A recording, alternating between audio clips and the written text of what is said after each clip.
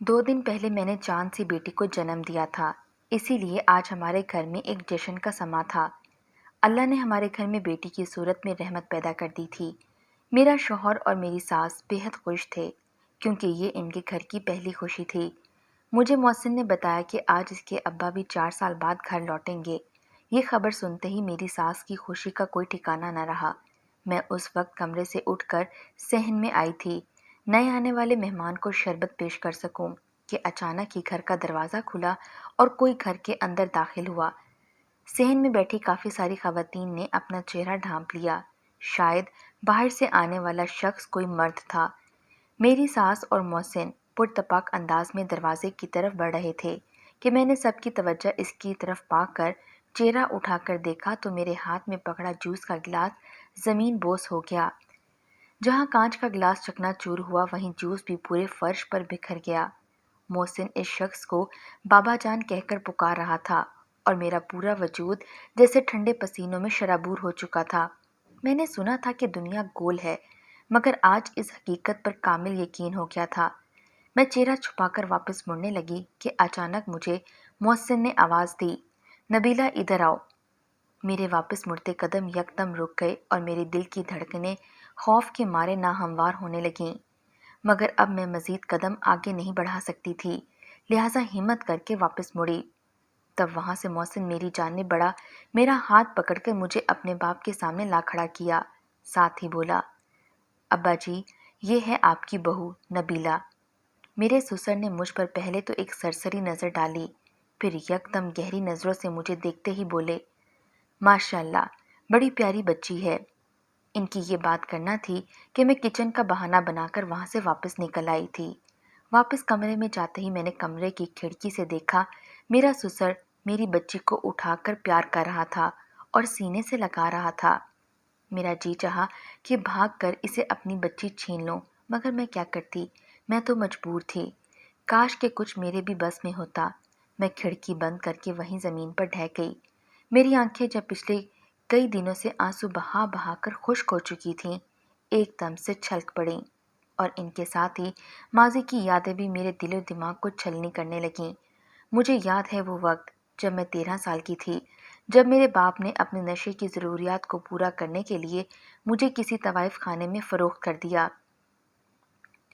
मैं रोती पीटती रही, मगर मेरी किसी ने एक ना सुनी। फिर अल्लाह की करनी ऐसी कि इसी वक्त रात को पुलिस ने इस हुसन महल पर छापा दे मारा। कई वक्ती आशिकों को गिरफ्तार कर लिया गया। इन सब ने मुझे भी बेकसूर पकड़ लिया गया। वो लोग हमें पुलिस स्टेशन ले गए। बाकी सब लड़के और लड़कियां नॉर्मल अंदाज में खड़ी थीं, मगर मैं खौफ के मारे कांप रही थी। तभी एक औरत आई, मुझे बालों से पकड़ा और कहा, अभी तू ज़मीन से निकली नहीं और इन गंदे कामों में पड़ गई। दर्द के मारे मेरी चीखें निकल गईं।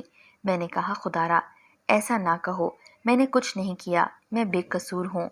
मगर इन लोगों में खौफ खुदा नाम की कोई चीज़ नहीं थी। मैं वहीं खड़े खड़े रोने लगी। मैंने कहा, मैं बेगुनाह हूँ, मेरा कोई कसूर नहीं। ये लोग मुझे ज़बरदस्ती यहाँ लाए हैं। आज ही मेरे बाप ने मुझे इन सौदागरों को बेचा है।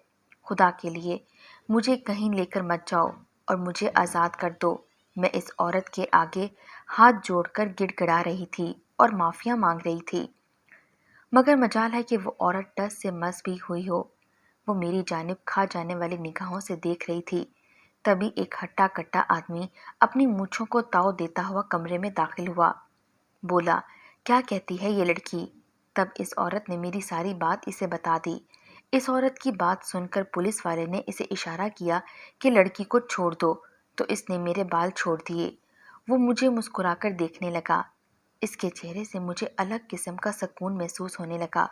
बोला, बेटी, तुम परेशान ना हो, मैं तुम्हें कुछ नहीं होने दूंगा।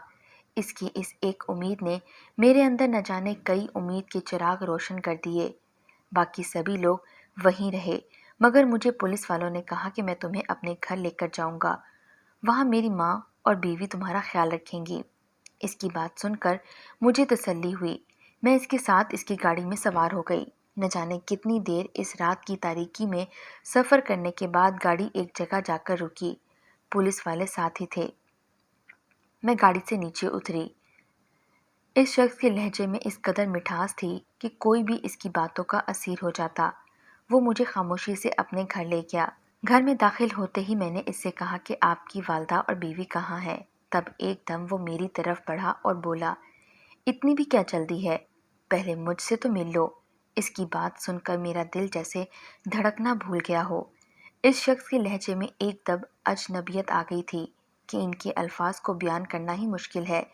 इसके चेहरे पर अजीब शैतानी हंसी थी, जिसे देखकर मुझे उस वक्त एहसास हुआ कि मैंने इस शख्स से मदद का तकाजा करके बहुत बड़ी गलती की है। मगर मैं मजबूर थी, मेरे पास कोई और रास्ता नहीं था। मैं इसके इरादे भांप चुकी थी। वो धीमे धीमे कदमों से चलता हुआ मेरी तरफ बढ़ रहा था और मैं उल्टे कदमों वापस मुड़ रही थी। इसके चेहरे पर अजीब सी वहशत थी। फिर अगले ही लम्हे में इस वहशी दरिंदे ने मुझे बर्बाद कर डाला। मैं रोती चीखती रही, मगर इस वीरान बेबान में मेरी मदद को कौन आता। वो रात मुझ पर बहुत भारी थी। मेरा जी चाहा कि मैं अपने आप को ख़त्म कर दूं, मगर मैं ऐसा कुछ नहीं कर सकती थी, क्योंकि मैं इस तरह खुद को ख़त्म करके अपने ऊपर होने वाले जुल्म का बदला नहीं ले सकती थी। खैर, सारी रात रोने के बाद न जाने रात को मेरी आंख लग गई। सुबह हुई तो वो शख्स घर से गायब था। मैं इस इमारत के मेन दरवाजे की तरफ भागी तो मुझे पता चला कि वो दरवाज़ा बाहर से लॉक करके गया है। मैंने घर के सारे दरवाजे खिड़कियां देखीं, मगर कहीं से मुझे भागने की कोई उम्मीद नजर न आई। अब इस शख्स का मुझे मामूल पता चल गया था कि वो रोज़ सुबह मुझे यहाँ कैद करके चला जाता, शाम को वापस आता तो अपनी हवस पूरी करके सो जाता। मैं सारी रात अजियत में मुब्तला रोती रही। अब मैंने एक काम शुरू कर दिया था। जैसे ही वो घर से चला जाता, मैं एक छुरी की मदद से घर के स्टोर में मौजूद छोटी सी खिड़की की जाली काटने लग जाती। पहले दिन तो इसके आने तक मैं इसे पूरी तरह काट नहीं पाई थी, मगर दूसरे दिन जैसे ही वो घर से निकला, मैंने अपनी जद्दोजहद शुरू कर दी। आखिर इतनी जगहें बनाने में कामयाब हो गई कि मेरा वजूद वहाँ से बआसानी बाहर निकल सके। मैंने जल्दी से वहाँ बाहर छलांग लगा दी। मैं जानती थी जब इसे पता चलेगा मैं बहुत दूर जा चुकी होंगी। मैं तेज़ी से भागने लगी। भागते भागते मैं रोड पर जा पहुंची।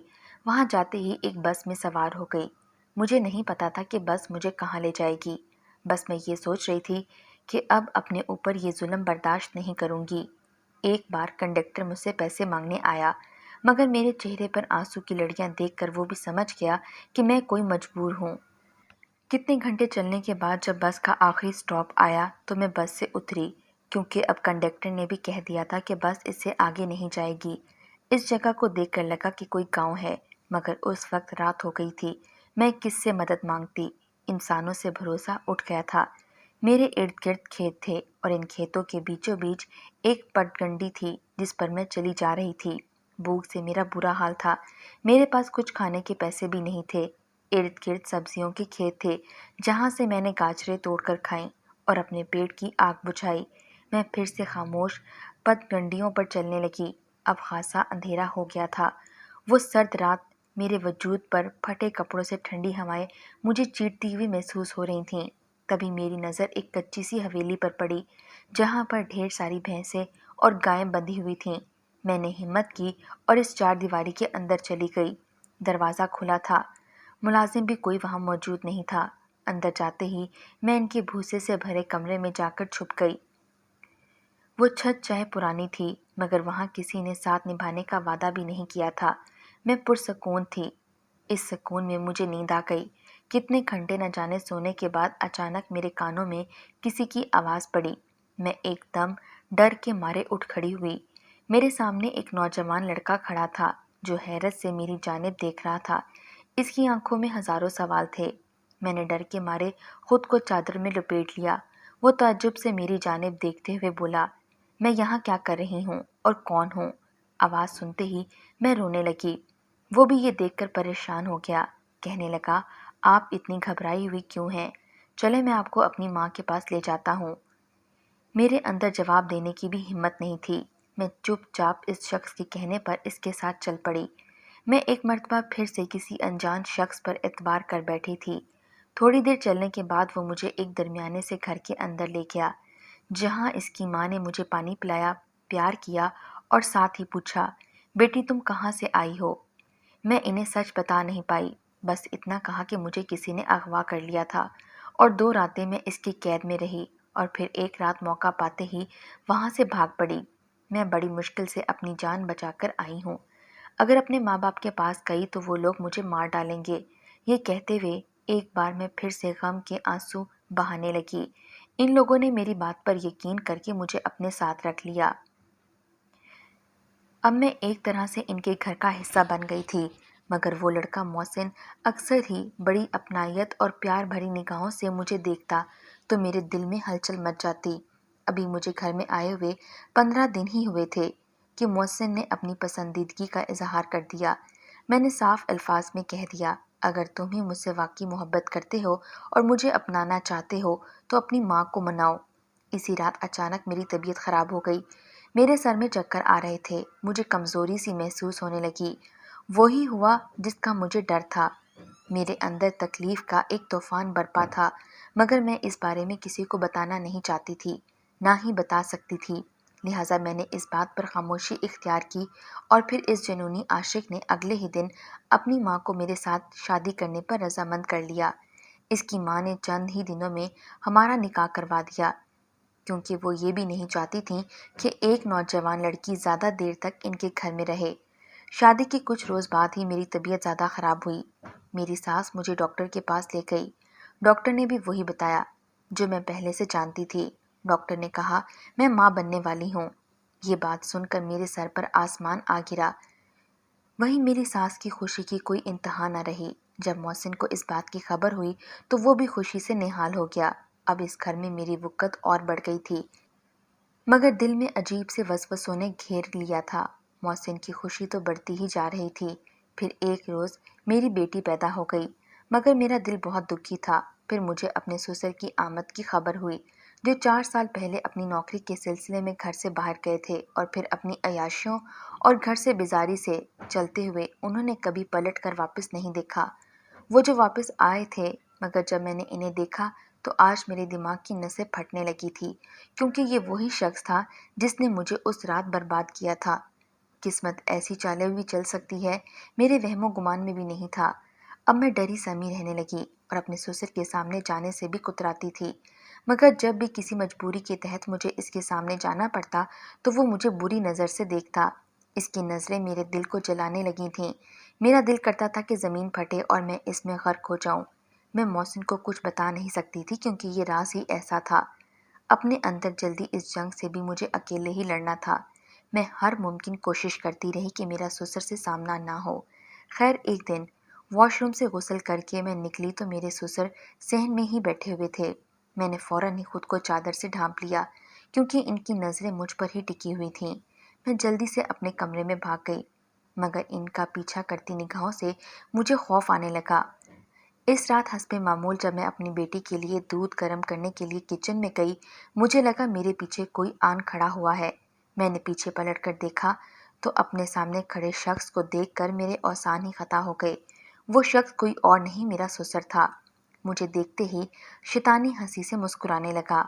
تم کیا سمجھتی ہو، تم میرے بیٹے پر ڈورے ڈالو گی اور میں تمہیں اتنی آسانی سے جانے دوں گا؟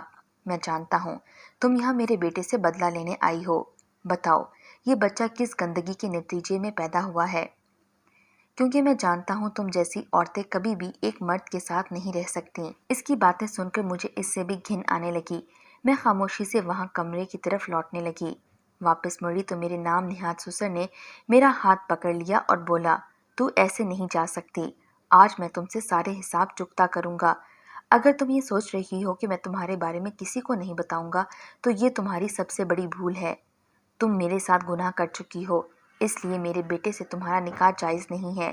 میں تمہیں آخری موقع دے رہا ہوں، تم یہاں سے چلی جاؤ اور اپنے اس جہیز میں لائی ہوئی گندگی کو بھی اپنے ساتھ میں لے جاؤ۔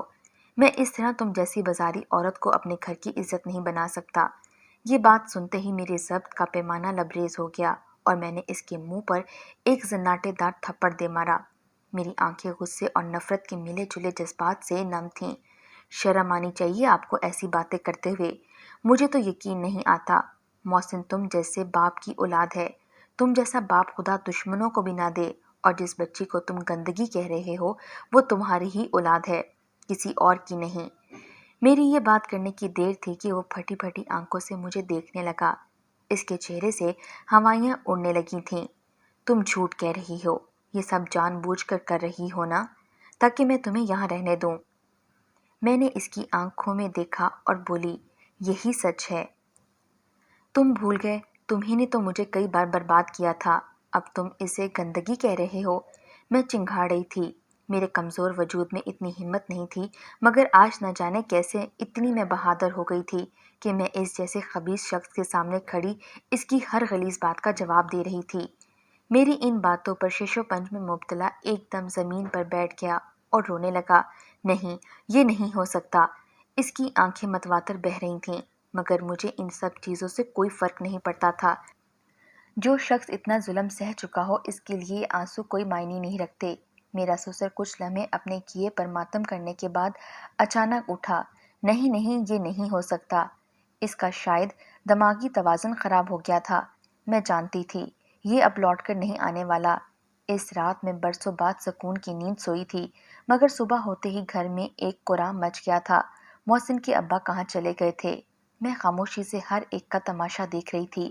پھر آخرکار سب نے ایک نقطے پر رضامندی اختیار کر لی کہ وہ ایک مرتبہ پھر سے ہم کو سب کو چھوڑ کر واپس چلے گئے ہیں۔ میری ساس نے بھی چند دن اپنے شوہر کے چلے جانے کا سوگ منایا اور پھر زندگی کی جانب لوٹ آئی۔ میں نے بھی کبھی کسی کو اس رات کے بارے میں نہیں بتایا، نہ ہی میں نے اپنی گڑیا کی حقیقت کے بارے میں کسی کو کچھ کہا۔ دعا کرتی ہوں کہ میرا سسر کبھی لوٹ کر نہ آئے۔ محسن مجھے بہت پیار کرتے ہیں۔ اللہ نے مجھے 2 بیٹوں سے بھی نوازا ہے، مگر اس بچی کو دیکھ کر میں محسن کے باپ کے ظلم و ستم کو کبھی بھول نہیں پائی۔ ہر وقت گناہ کا ایک احساس میرے دل میں رہتا ہے، نہ جانے مجھے اللہ معاف بھی کرے گا یا نہیں۔ شاید یہ بچی ساری زندگی مجھے اس غم سے نکلنے نہیں دیتی، پر میں آپ سے پوچھتی ہوں، مجھے کیا کرنا چاہیے؟ کیا میں محسن کو اس کے باپ کی سچائی بتا دوں، اور یا یہ بیٹی اس کی نہیں ہے، یا پھر اسے یوں ہی رہنے دوں جیسا کہ سب پہلے سے چل رہا ہے؟